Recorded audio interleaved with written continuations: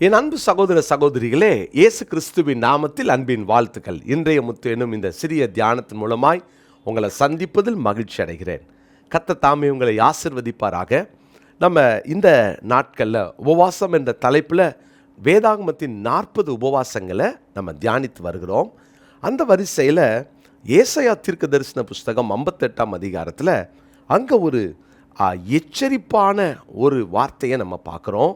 அந்த உபவாசத்துக்கு நான் ஒரு பேர் வைக்க விரும்புகிறேன். தவறான உபவாசம் அல்லது கற்பனைக்கு எதிரான உபவாசம். ஏன் இதை தவறான உபவாசம் நான் சொல்கிறேன் அப்படின்னீங்கன்னா, ஏசாயா 58ஆம் அதிகாரத்தின் 5ஆம் வசனத்தை நீங்கள் பாருங்கள். மனுஷன் தன் ஆத்மாவை ஒடுக்கிறதும் தலைவணங்கி நாணலை போல் ரெட்டிலும் சாம்பலிலும் படுத்துக்கொள்கிறதும் எனக்கு பிரியமான உபவாச நாளாக இருக்குமோ? இதையா உபவாசம் என்றும் கர்த்தருக்கு பிரியமான நாள் என்றும் சொல்லுவாய்? ஆண்டவர் இங்கே கேட்குறாரு, எது உபவாசம்? நீங்கள் ரெட்டிலும் சாம்பலிலும் கிடந்து எல்லாரும் பார்க்குற மாதிரி நீங்கள் சாப்பிடாமல் இருந்துட்டதுனால அது ஃபாஸ்டிங் ஆகிடுமா அப்படின்னு கேட்குறாரு. அப்போது இந்த ஃபாஸ்டிங் ஆண்டவர் சொல்கிறார், இது ஒரு மாய்மாலமான ஃபாஸ்டிங். மாய்மாலமான ஃபாஸ்டிங்கை கர்த்தர் ஒரு நாள் ஆதரிக்கிறதே இல்லை. அருமையான கர்த்தருடைய பிள்ளைகளே, இந்த ஃபாஸ்டிங் டேஸை நிறைய பேர் ரெகுலர் ஆக்குறது உண்டு. வாரத்தில் 2 நாள் நான் ஃபாஸ்டிங் இருப்பேன்னு சொல்லுவாங்க. அவங்க வெளியே போனால் கூட, இல்லை நான் சாப்பிடலை, நான் ஃபாஸ்டிங்னு நிறைய பேர்கிட்ட சொல்லி அந்த ஃபாஸ்டிங்கை நிறையா வெளியே சொல்லி அதை பிரகடனப்படுத்தி அவங்க ஃபாஸ்டிங் இருப்பாங்க. ஃபாஸ்டிங் இருக்கும்போது நான் ஃபாஸ்டிங்னு சொல்கிறதில்ல, தப்பில்லை. ஆனால் அந்த மாதிரி நேரங்களில் கூடுமான வரைக்கும் நான் யார்கிட்டையாவது சொல்ல வேண்டிய நிர்பந்தம் வந்துருமேன்றதுக்காகவாது நம்ம தனித்து உபவாசம் இருப்பது நல்லது. நம்ம அதை குறித்து வரப்போகிற நாட்களில் தியானிக்க போகிறோம். ஆனால் இந்த ஃபாஸ்டிங் பாருங்கள், நான் ஏதோ ரெகுலராக இருந்துட்டதுனால, சாப்பிடாமல் இருந்துட்டதுனால அது ஃபாஸ்டிங் ஆயிருமா?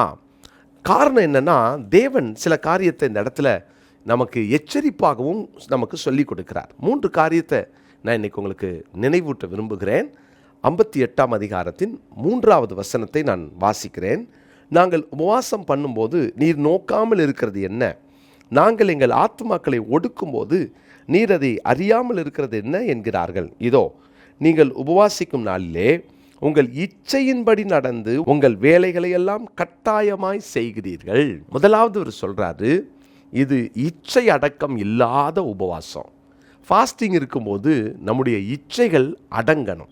அதனால தான் நான் நிறைய நேரம் நான் பயன்படுத்துகிற வார்த்தை, என் சொந்த காரியத்துக்காக ஒன்றை நான் அடையணும் என்பதற்காக எடுக்கிற ஃபாஸ்டிங் இருக்குது பாருங்கள், இது ரொம்ப ஆபத்தானது. நான் ஊழியம் ஆரம்பித்த நாட்களில் ஒரு வாலிப பிள்ளை இப்படி ஒரு கவுன்சிலிங்க்கு வந்தால் அந்த பிள்ளை சொன்ன ஒரு காரியம் என்னென்னா, அண்ணன் எனக்காக ப்ரே பண்ணுங்க, நான் இப்படி ஒரு பையனை நேசிக்கிறேன், எப்படியாகல எங்கள் வீட்டில் சம்மதிக்கணும்னு நான் ஃபாஸ்டிங் இருக்கிறேன். யோசித்து பாருங்கள், ஃபாஸ்டிங்க்கும் அதுக்கும் சம்மந்தமே கிடையாது. நிறைய நேரம் எனக்கு இந்த காரியம் வேணும், அதனால் நான் ஃபாஸ்டிங் இருக்கிறேன்.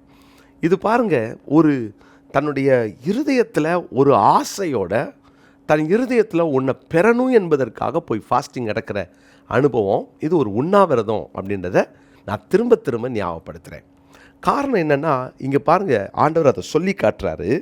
தங்கள் இச்சையின்படி நடந்து, அவங்களுக்கு என்ன மனசில் இச்சையோ ஆசையோ அதை அவர்கள் நிறைவேற்றுகிறார்கள். அப்போ இந்த ஃபாஸ்டிங் இச்சை அடக்கம் இல்லாத ஃபாஸ்டிங்.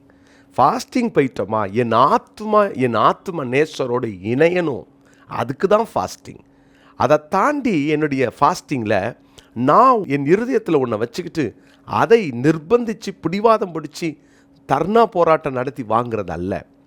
நீங்கள் ஃபாஸ்டிங் இருக்க போகும்போதெல்லாம் உங்களுடைய மனதில் இருக்கிற ஆசைகளை தூக்கி வச்சுட்டு உங்கள் ஆசையை கர்த்தர் நிறைவேற்றணும் என்ற அந்த எதிர்பார்ப்பை ஓரம் வச்சுட்டு தேவ சமூகத்தில் எல்லாவற்றையும் வெறுமையாக்கி ஆண்டவர் பிரசன்னத்துக்கு போக கற்றுக்கொள்ளுங்கள். கர்த்தர் அதை கிருபையாய் தருவாராக. ஃபாஸ்டிங் டைமில் எந்த விதமான ப்ரோக்ராம்ஸையும் நீங்கள் வைக்காதீங்க, எந்த விதமான எதிர்பார்ப்பையும் வைக்காதீங்க. எதிர்பார்ப்பு இல்லாமல் நம்மை கொடுப்பது ஒன்று தான் நம்முடைய எதிர்பார்ப்பாக இருக்கணும். நம்மை ஒப்படைப்பது ஒன்று தான் அவருடைய எதிர்பார்ப்பு. 2வதாக 4வது வசனம் 58:4, இதோ வழக்குக்கும் வாதுக்கும் துஷ்டத்தனத்தையுடைய கையினால் குத்துகிறதற்கும் உபவாசிக்கிறீர்கள். நீங்கள் உங்கள் கூக்குரலை உயரத்திலே கேட்க பண்ணும்படியாய் இந்நாளில் உபவாசிக்கிறது போல உபவாசியாதிருங்கள். 2வது, இணக்கமற்ற உபவாசம். அவர்கள் இணங்கவே இல்லை. இணங்கலும்னா விட்டு கொடுத்து போகிற ஒரு அனுபவம். இங்கே இவங்களுக்குள்ள அந்த இணக்கம் இருக்கா, அப்போ தான் வாக்குவாதம், துஷ்டத்தனம், சண்டை இதெல்லாம் போடுறாங்க. ஸோ இணக்கம் இல்லாதவர்கள், முதலாவது இச்சை அடக்கம் இல்லாத ஃபாஸ்டிங், இரண்டாவது இணக்கத்தை பெற்றுக்கொள்ளாத ஃபாஸ்டிங்.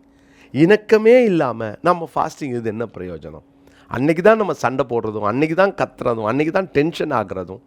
அப்போ நான் ஃபாஸ்டிங் இருந்துட்டு வெளியே வரும்போது என் குணம் மாறி இருக்கணும். இங்கே இணக்கமற்ற ஒரு உபவாசம் இருக்கிறார்கள். 3வது 6ஆம் 7ஆம் வசனத்தில் அவர் ஒரு பெரிய பட்டியலே போடுறார். ஃபாஸ்டிங் இருக்கிறப்போ பசி உள்ளவனுக்கு உன் ஆகாரத்தை பகிர்ந்து கொடுக்கிறதும், துரத்துண்ட சிறுமையானவர்களை வீட்டிலே சேர்த்து கொள்ளுகிறதும், வஸ்திரம் இல்லாதவனை கண்டால் அவனுக்கு வஸ்திரம் கொடுக்கிறதும், உன் மாம்சமானவனுக்கு உன்னை ஒழிக்காமலும் இருக்கிறதும் அல்லவோ எனக்கு உகந்த உபவாசம்.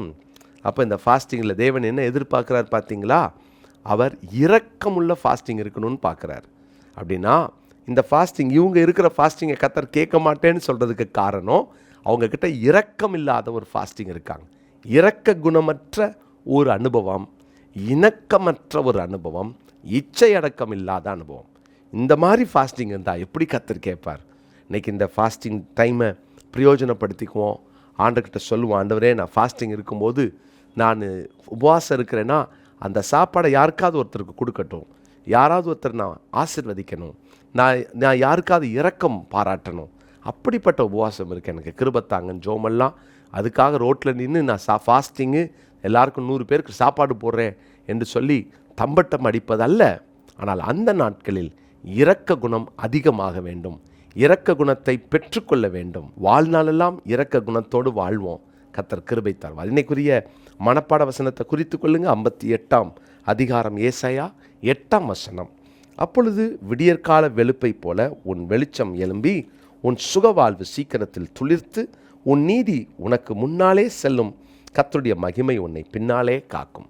கர்த்தர் இந்த வசனத்தின்படியே உங்களையும் ஆசீர்வதிப்பாராக. ஜெபிக்கலாம்.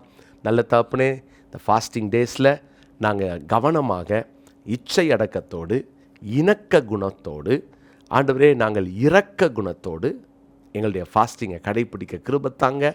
ஆண்டவரே, எங்களுடைய ஃபாஸ்டிங் டேஸில் நீங்கள் எங்கள் கற்றுக் கொடுக்குற இந்த பாடங்களுக்காக ஸ்தோத்திரம். தொடர்ந்து இடைப்படும், மகிமைப்படும். இயேசுவின் நாமத்தில் ஜெபிக்கிறோம் பிதாவே, ஆமென்.